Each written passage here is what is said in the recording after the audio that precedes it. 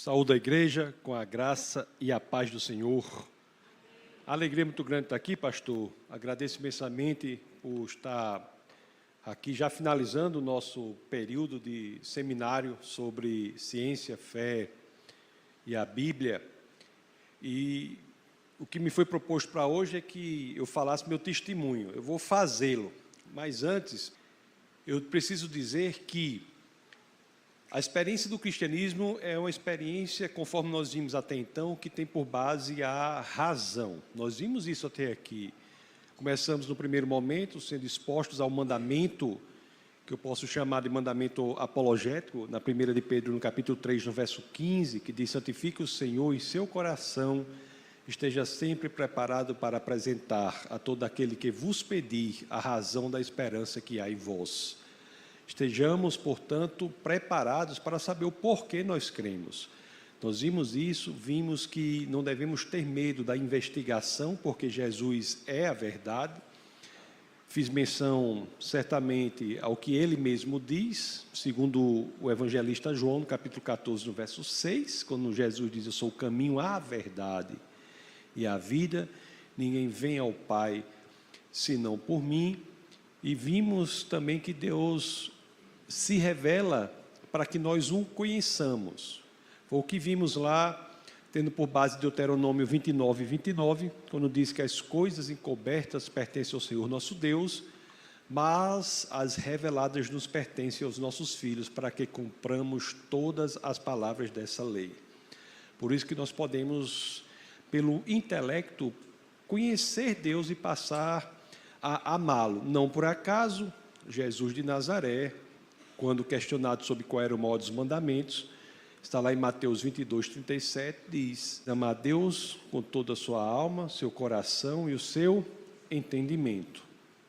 Então nós vimos o poder da razão na experiência cristã, o poder do pensamento na experiência cristã.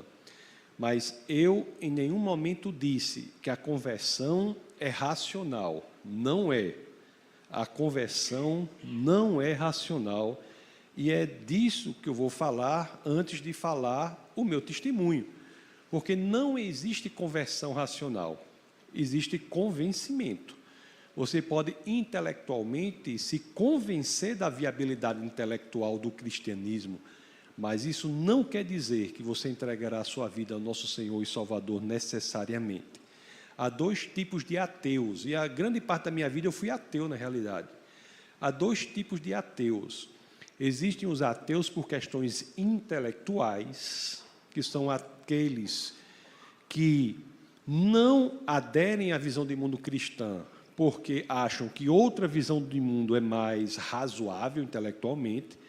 Esses ateus, como eu era, não tem raiva de crente, não tem raiva nenhuma. O crente pode andar de um lado para o outro com a Bíblia dele embaixo do braço, ninguém vai ter raiva de crente. Esse é ateu por razões intelectuais. Mas existe um outro tipo de ateísmo, que são os ateus por questão moral. Esses ateus por questão moral são ateus que não são ateus porque não acham que o cristianismo é a verdade. Eles são ateus porque eles querem um modelo de mundo que dê respaldo aos desmandos que ele quer ter na vida. Ele quer um modelo de mundo que diga que ele pode viver da forma que ele quiser, porque quando nós nos convencemos e nos convertemos, nós sabemos que iremos prestar contas. Por isso, muitos são ateus, não por questões intelectuais. Você pode morrer, como diz lá no Nordeste, você pode ficar com a boca mole de explicar para ele sobre o cristianismo, mas ele não irá se converter, porque a questão é moral. Ele quer uma visão de mundo que dê vazão aos desmandos que ele quer levar na vida. Esse ateu, ele tem que ser abordado por uma apologética. Apologética é o ramo da teologia que estuda as razões para a fé, inclusive é decorrente daquele texto que eu comecei falando, a 1 de Pedro 3,15, que em grego, onde tem resposta, tem apologia. Daí que vem o termo apologética. Apologética não é uma tradução do grego, é uma transliteração, ou, se você prefere, a portuguesação do grego apologia. Então, quanto aos ateus por questão moral, que nós temos a necessidade de uma apologética que eu chamo pastoral. Isso é muito interessante, porque são razões não intelectuais para a fé. E o que é uma apologética pastoral? É estar perto, cuidado, caminhando com a pessoa. Então, vocês estão me acompanhando até aqui? O que eu estou dizendo é que há dois tipos de ateísmo, um por questão intelectual, um por questão moral. Nós vimos até aqui, durante o nosso seminário, que o cristianismo é uma visão de mundo com base na razão. Isso é o que as Escrituras dizem, conforme eu já citei os versos aqui, que as Escrituras dizem, mas também há o ateísmo por questão moral. Quanto a esses, você tem que estar perto, acompanhando, ouvindo. Às vezes não é o argumento que vai convencê-lo. Então é muito importante que nós saibamos isso. No meu caso, eu era ateu por questão intelectual. Não tinha problema assim de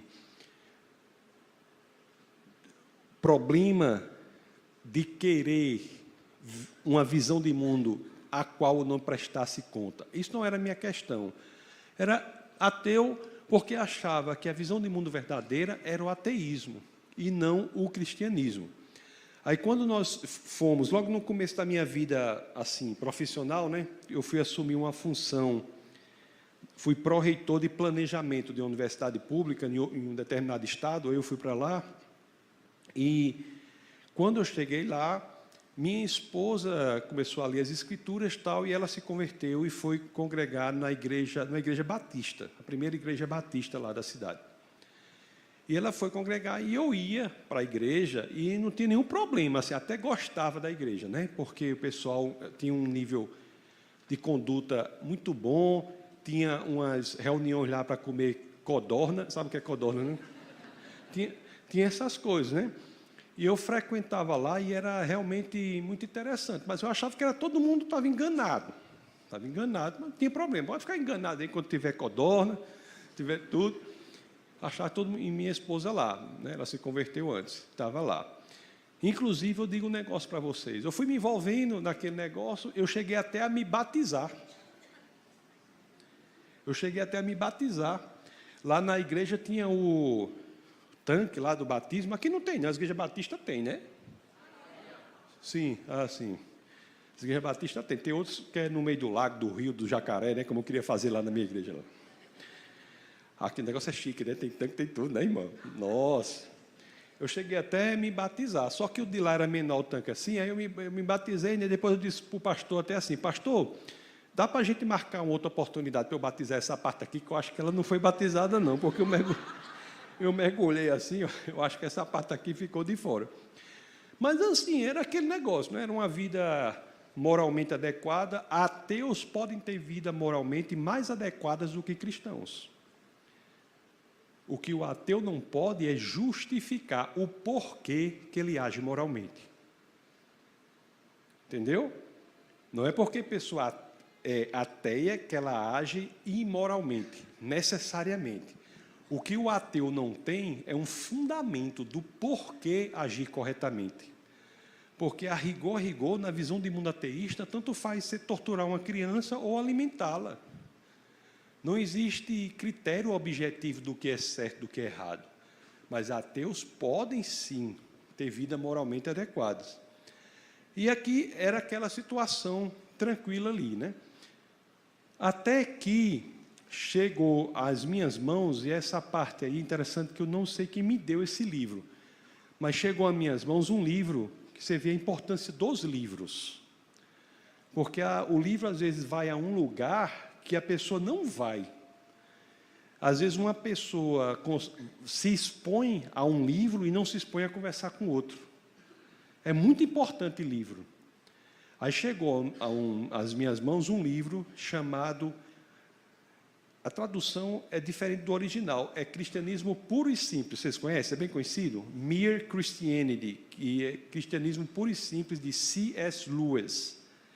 De C.S. Lewis, que é o autor das Crônicas de Nárnia, que é muito bom para criança, né? As Crônicas de Nárnia. Aí, quando chegou às minhas mãos esse livro, eu abri o livro e comecei a ler o livro, e eu fiquei realmente muito impressionado com a sofisticação do argumento, o fato dele não fugir das questões difíceis, ele enfrenta as questões difíceis no livro, a delicadeza com que ele expõe o ponto de vista dele, e isso, para mim, foi uma grande revolução intelectual.